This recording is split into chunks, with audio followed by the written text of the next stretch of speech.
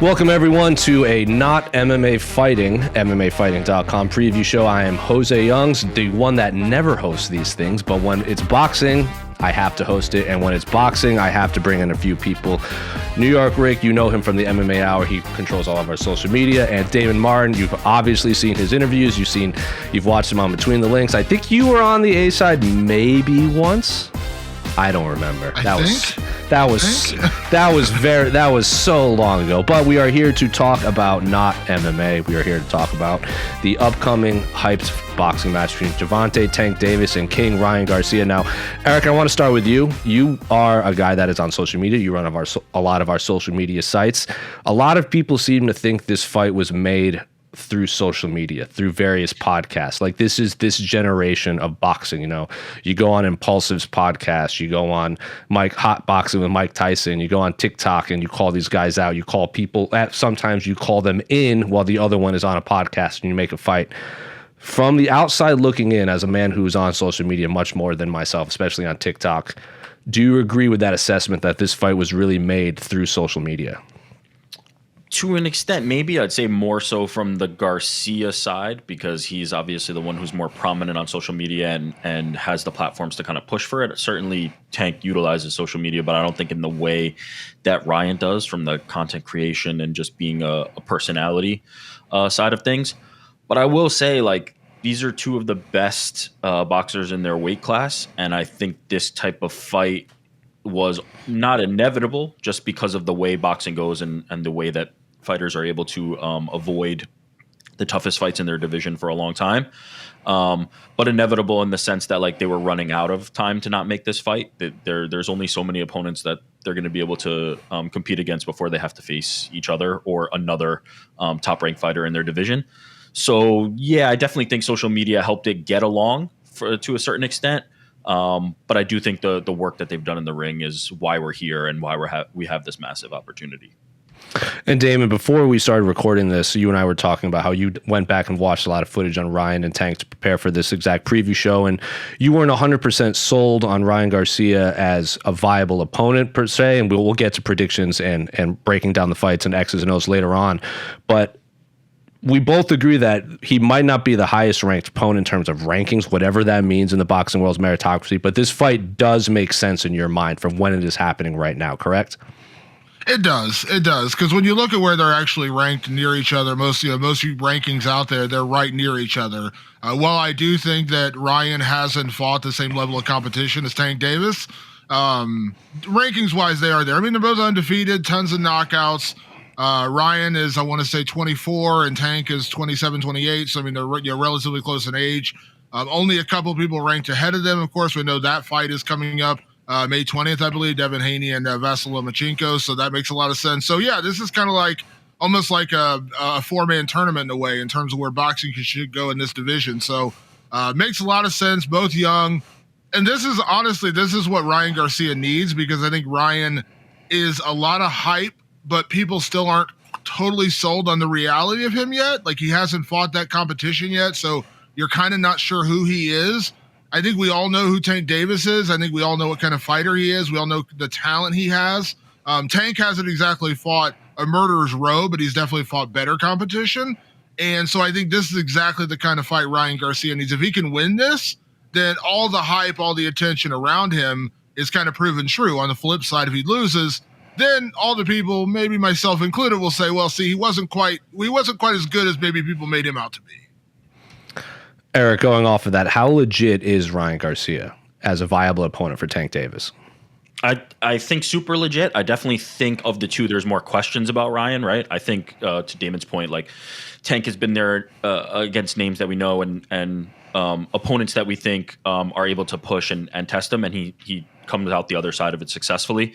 I think there's more questions about Ryan, no doubt, but I think from a physical gift perspective, obviously the hand speed, like everybody talks about the hand speed when you talk about Ryan Garcia, but but also the size and the physical gifts that he has. I think there's a real opportunity for him to pose some problems for Tank. So while the resumes are different and the paths there are different, I think this is a great fight. I think I probably have it a little bit closer in my mind than some do. I've seen a lot of talk about Tank kind of like steamrolling him. I'm not so sure it goes that way. We can get to the breakdown later, but I do think Ryan Garcia poses some potential problems, and it starts with the physical gifts that he has. Now, before we get into the X's and O's and everything, I'm going to ask both of you guys this question. Damon, I'll start with you. Where does this rank in terms of maybe the last 20 years of boxing? Obviously, I think Mayweather-Pacquiao is kind of the pinnacle of hype surrounding a boxing match. Obviously, Mayweather-McGregor is up there. Fury Wilder's way up there. But where does this rank in terms of the last 20 years of attention and kind of the sporting world's attention on a boxing match? Damon, I'll start with you. It's hard to say because this feels like a big fight, but it also feels like these guys are still a little unproven. You know, it doesn't I don't feel like we're stepping into like even Mayweather De La Hoya, because at that point, everyone knew who De La Hoya was. Everyone knew who Floyd was. And it was like this collision of amazing, awesome, top-ranked guys. I feel like Tank Davis has kind of been there a little bit more. He's headline pay-per-views. He's been there in these big fights. Ryan Garcia is kind of like the next guy. Like he's kind of like the next big thing. So I'd be hard pressed to say it ranks among the biggest fights of the last 20 years, because I just think we still don't quite know who these guys are and what they're going to become. I think this fight is that graduation for the winner. The winner goes on, and we're talking about those big headline main event kind of fights that the people are going to tune in and know exactly what we can expect. Like when we saw Tyson Fury and Deontay Wilder, like we saw with Mayweather and De La Hoya or Mayweather-Pacquiao. I feel like this is that next step for the winner of this fight. So I don't think we're quite there yet with this matchup, although it is a very big fight. But I feel like we're still talking about two guys who are good. We're not quite sure they're great. I think that kind of, it lowers a little bit, even though this is definitely a big fight. Don't make any mistake about it. But we're still trying to figure out a little bit who these guys are. And I don't think we had those same questions about some of these other big, massive fights, like you mentioned. So again, big fight. I wouldn't go as far as calling it like, all-time kind of, status fights. Eric, same question for you. Our own Casey Leiden is on site, and he's saying that this has a Mayweather-type feel to the build around it, like Vegas shuts down for this fight. So where does this rank in your mind over the last 20 years of build-up to a fight? Yeah, I completely agree with Damon's assessment that it feels like we're getting it on the early side, but what I find typically happens is in boxing is we either don't get it or we get it on the late side, right? We don't usually get the guys in their primes. So I'm open to the idea that, yeah, maybe we're getting this fight a little bit earlier. Maybe we're getting this before they really carved out the everlasting kind of legacies that they may be able to do. But I'm all for getting it early as opposed to not getting it at all. And once they hit their primes, like the way that boxers avoid each other frustrates me to no end. And I would rather get it and have it be a little bit early than not get it at all. But I completely agree with Damon's assessment here. That is what we're getting. We're getting this before they're fully established as the next superstars. As far as the feel of the fight, it definitely the buzz for it, at least in my circles, feels big. It feels like people are paying attention to this fight. Everybody's talking about this fight in a way that I typically only get my friend group and other people talking to me about MMA and talking to me about UFC. This has crossed over as a combat sports event. And I, Casey obviously can speak better to it than I can about how it's feeling on the ground. But this feels like a big fight to me. This feels like a big fight. Yeah, it's funny you say that, Eric, about the too early or too late. I was watching an interview last night with Devin Haney, and I was looking for a prediction, seeing what boxers thought. And Devin Haney's getting ready to fight Vasyl Lomachenko, and he's like, everyone's telling me that now I'm fighting Vasyl past his prime. He's 35, and he's not the same guy. And I disagree. I think Lomachenko's still a monster, but even he's hearing that narrative, like he's fighting Lomachenko at a later date. Like if this would happen 2-3 years ago, it would have been bigger. And so you're absolutely right. Like, I'd rather get it now than not get it at all, because that's the one plague of boxing, is that exactly what you're saying. We either don't get it at all or we get it too late. And even though I disagree that Lomachenko is somehow past his prime, that's already the narrative being built into his fight with Devin Haney in May, is that Haney's not fighting the same Vasyl Lomachenko as 3 years ago. Yep. Yeah, and you guys can push back on me on this if you want. I feel like we've lost a lot of Vasil Lomachenko's peak talent because of the pandemic and injuries and everything, especially after that Teofimo Lopez thing, because at one point in time, he was the most talented boxer in the world. I am not 100% sold on Ryan Garcia. I think if you take everyone in this weight class, the 135 weight class, you take Haney, Lomachenko, Tank, Shakur Stevenson for sure, Kambosos to an extent, if Lopez drops down. I rank Ryan, if you put them all in a tournament, I think Ryan Garcia comes out at the bottom. But at the same time, more people will watch Ryan Garcia fight than any of the other people I named, probably. Outside, maybe Tank Davis with the Mayweather connection, and Devin Haney is probably coming out on top in that tournament. Though Tank Davis, you can't really count out. But I like this fight happening right now because Ryan Garcia has never been more popular. Tank Davis needs a dance partner, like we all say.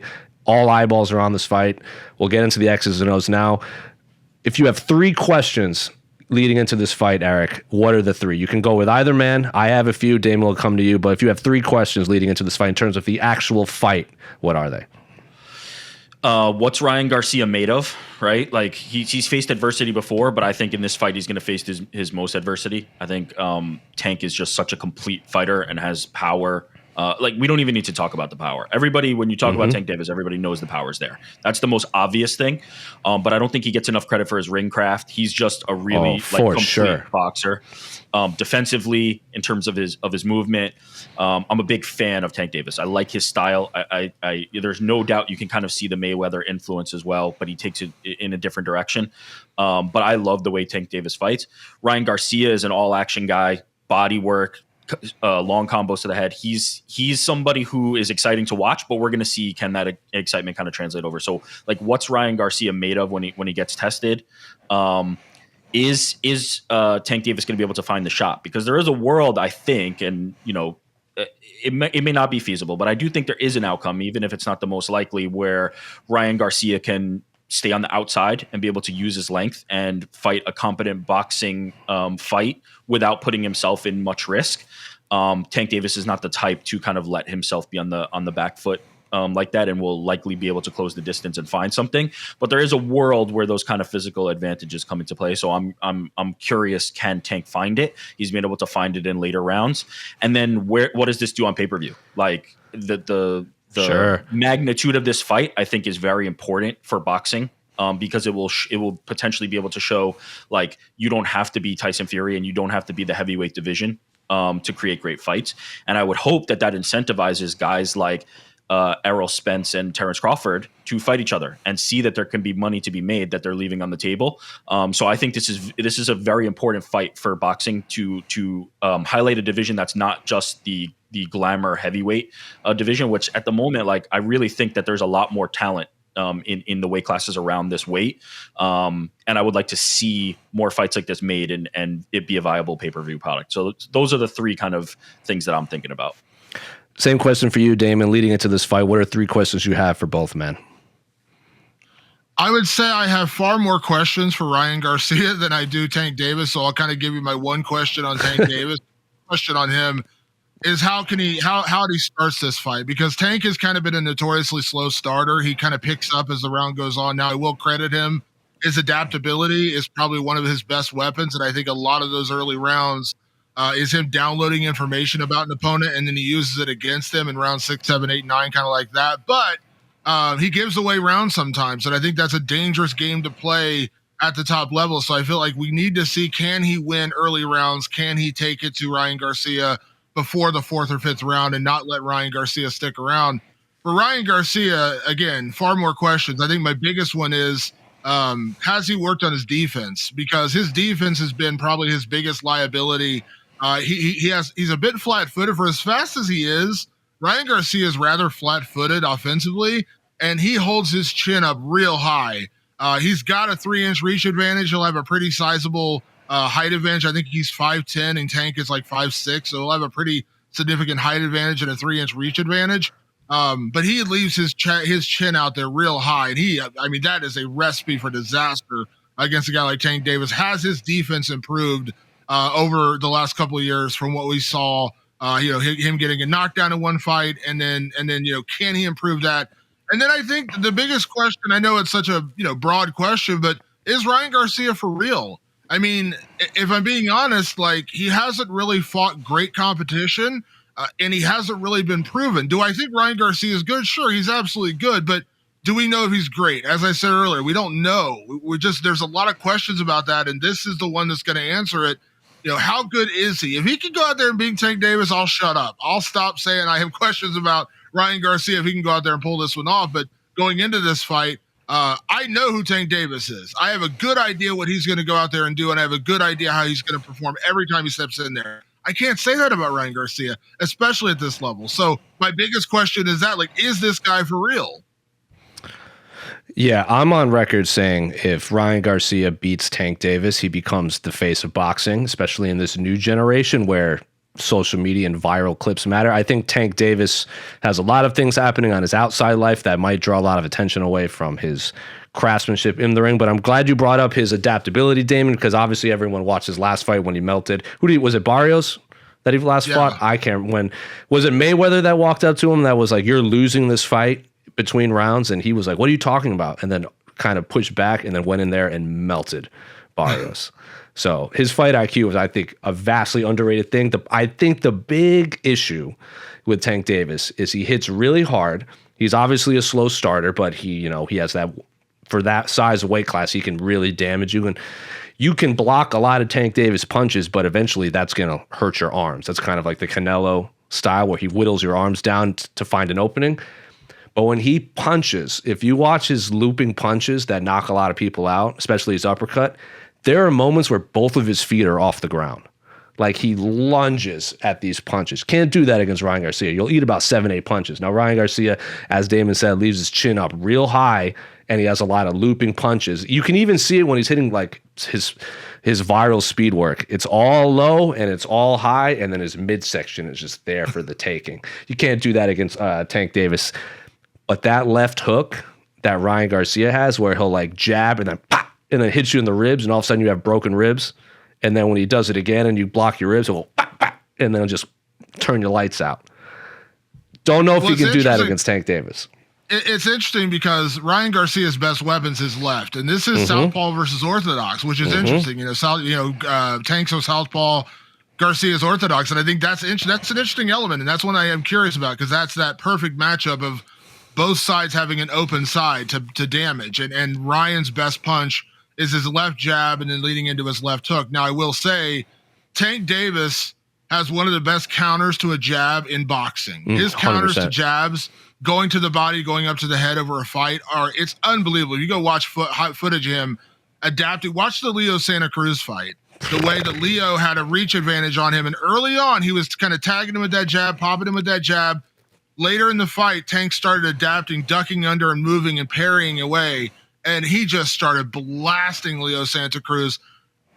Ryan Garcia has less weapons than Tank Davis does, and if he can't land that left jab and lead with that left hook, it could be a really, really bad night for Ryan Garcia, and he needs to pour it on early because he needs to get Tank Davis questioning himself going into that fourth or fifth round. Because if he hasn't done that, if he's eked out a couple of rounds, but he hasn't really hurt Tank or really done damage, he might be in for some serious harm after that. Because if he can't establish that left hand early, Tank will eat him alive late. Both corners are both great too. Both corners will keep it real with. They're not the guys that'll be like, "Oh, great job, champ." Like we saw at Tank's corners, like we saw Ryan corners, they are very much like you are losing and you need to pick it up. So the narrative that either man is overlooking the other one, I do not buy into that. I don't believe their teams will allow that to happen. They are both very well prepared. I think the winner is going to win fair and square. So Eric, I'll start with you. How do you see this fight playing out, and who do you see having their hand raised at the end? Yeah, ultimately, as I said, I think this fight is closer than most would appear, than most would kind of present. To make an MMA comparison, I think Ryan Garcia reminds me a little bit of Sean O'Malley in the sense that he's on the way up. We haven't seen the complete package. We've seen kind of limited bursts of it. Offense is obviously there. Defense a little bit left to be desired, but when people try to fill in the holes on Garcia, they kind of assume the worst, right? Whatever they don't know, they kind of assume is lacking, or they assume the development is not there. And I'm a little more willing to think that he's going to continue to improve. He's only 24, I believe. And I think he'll be able to shore up some of these holes. I think we will probably see an improved and better Ryan Garcia, probably the best we've seen. That said, ultimately, I do just think stylistically this has to favor Tank, especially the longer it goes. If to Damon's point, if Ryan Garcia is not able to make him respect him early, it's probably going to be one-way traffic. And Tank has just proven in the later rounds he's still carrying that insane knockout power. 6 through 12 somewhere, I would expect Tank to get a knockout. But I also do think, and I just want to say it, I really do think that there is an opportunity for Ryan Garcia here. I really think in those early rounds, I think he has an opportunity to surprise Tank with some speed and be able to land something that will get him that respect. So I don't think this is one-way traffic, as a lot of people do. I do think Ryan Garcia is going to be a little more competitive than most expect. But ultimately, I do just stylistically, I have to side with Tank unless we see something out of Garcia that we haven't seen before. Same question for you, Damon. How do you see this fight playing out, and who do you see having her hand raised at the end? I think, as I said earlier, I think Ryan Garcia has to come out and set a tone right away. He cannot allow Tank Davis to get comfortable in there, because the longer the fight goes, the more it favors Tank Davis. Ryan has to establish himself early, and he needs to find a way to try to hurt Tank Davis in those first couple 3 rounds. If he can't do that, and I tend to believe he can't, because I still believe Tank Davis is ultimately the superior fighter, and even when he has a slow start, he still really doesn't take a ton of damage. He's still very good defensively, to even where, Tank Davis's biggest problem early is output. It's not that he's getting tagged and beat up and he just depends on the knockout. It's his offense. He just doesn't throw a lot of punches in those early rounds, and it kind of comes back to haunt him because he gives away 2, 3, 4 rounds, and if it goes to a decision, it gets kind of dicey. But so that's really Tank's problem. It's not defensive problems. It's not defensive errors where he's getting tagged up and then he comes back and scores a knockout. He just doesn't have a lot of output. So Ryan Garcia has absolutely got to try to take advantage of that early. If he can't do that, it's going to be a bad night at the office. And I just think ultimately Tank Davis, the power, the adaptability, he's just the better boxer. I just think he's the better boxer. And I think when you go into that 6th, 7th, 8th, 9th round, you're dealing with a Tank Davis who knows he could put anybody down in this division with one punch. He's nasty to the body, nasty to the head. His defense is great. And as I keep saying over and over and over again, he evolves as the fight moves forward. That's such a rare treat to watch in combat sports in general, is a guy who just gets better as the fight goes on and learns about his opponent, downloads the information, and uses it against him. And I just have a hard time believing Ryan Garcia could do the same thing. I think Ryan Garcia has a style and he's going to stick to it, whereas Tank can kind of become a different guy later in the fight. So I see Tank maybe dropping a couple of rounds early, but I think by the 6th, 7th, 8th round, he's going to start damaging Ryan Garcia. And again, unless Ryan Garcia has fixed his chin problem where he doesn't just wag it out there in front of him, he's going to get tagged. He stands flat-footed when he throws his punches a lot of times, and that is just, you are just begging for that left hand, right hand to come in for Tank Davis and just knock your head off when you stand flat-footed like that. So I think by the 8th, 9th, 10th round, we're going to see Tank hurt him and put him down. I'm predicting Tank Davis with a knockout. Yeah, I've said when this fight was announced, Tank Davis 8th round TKO. But I'm also on record saying that this Ryan Garcia may lose. I think all of us are picking, obviously, Tank to win. But Ryan's going to prove a lot of people wrong, probably including me. I've never really been sold on him as a future, multi-champion. I don't ever picture him having all the belts around his waist or around his arms, but I think he's going to prove a lot of people wrong. And he's still probably the biggest draw in this weight class. Like, more people are interested in Ryan Garcia than any. Like I said, probably of the big names, lower in terms of boxing skill, but the highest in terms of interest. Have you guys looked at the odds at all? Either of you? I haven't Yeah, actually. I've seen it. I've seen it. So I'll toss these out to you. You guys can agree or disagree before we call it a wrap. Gervonta Davis by TKO is currently the highest betting favorite at -140. Makes sense. That's fair. Gervonta Davis by points plus 500. Ryan Garcia by TKO plus 300. Ryan Garcia by points plus 800, and then a draw, which is always possible in boxing, plus 1,600. Do you agree with those odds? They make sense to me. I mean, obviously, I think, we all three picked Davis to finish it and late. I think that's conventional wisdom. I don't hate Davis by decision either. Like, I think there's a world where Ryan Garcia doesn't melt as easily as everybody's expecting him to. Maybe it gets rough and gets dicey for him, but we've seen him hurt before, and he's come back from that. So I don't hate that, but yeah, I think it's obvious the likeliest outcome is a Gervonta Davis finish here. Yeah, I think the odds are pretty on point. I mean, I think Garcia by knockout, maybe. I know Garcia's got a lot of knockouts on his record, but he's also never fought anyone with the defensive skills of Tank Davis. So I think him by knockout's probably a little wider of a margin than those odds. I think if Ryan Garcia wins this, it's probably going to be a decision. I don't really see him hurting or knocking out, because I think defensively Tank Davis is just a better fighter in that regard. But let's be honest about this. We talked about Ryan Garcia as the star, Ryan Garcia as the name. If Ryan Garcia can somehow pull this off, and again, I think it'll be a massive upset if he does. I'm just being honest. Like, I'm not sold on Ryan Garcia, and I'll fully eat crow if he pulls it off. But if he does pull it off, can you imagine if Devin Haney goes out and beats Vasyl Lomachenko? The size and the magnitude of Devin Haney and Ryan Garcia, like that would, now there's your Mayweather De La Hoya Mayweather, like. Because I think Devin Haney's unbelievable. I think he's best in the world. And, again, I'm not saying Ryan Garcia is, but if he could pull off the upset, could you imagine the magnitude of a fight like that?